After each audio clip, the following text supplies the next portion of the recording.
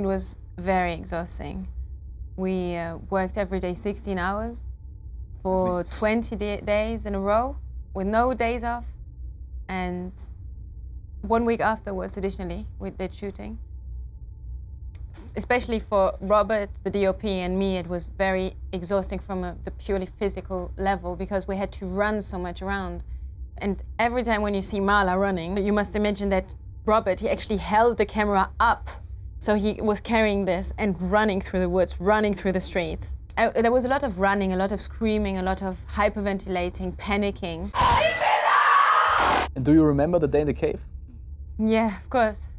We all do. We worked 24 hours from 8 o'clock to 8 o'clock.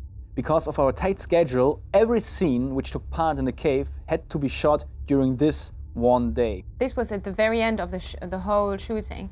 And we had a tight crew, small crew, everybody really dedicated, devoted to the idea.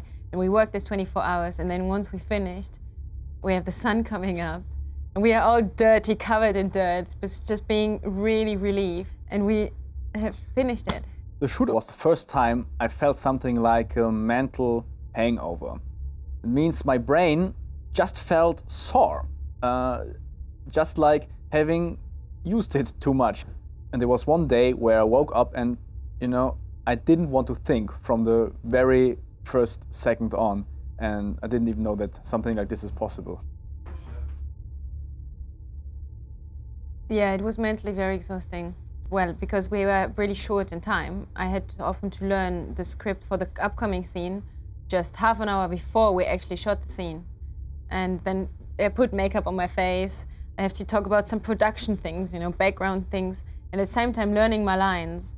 And there were some really great people in the crew as well, which helped me out, for learning the lines, which just sat with me and went through the lines while I had to do 3 other things.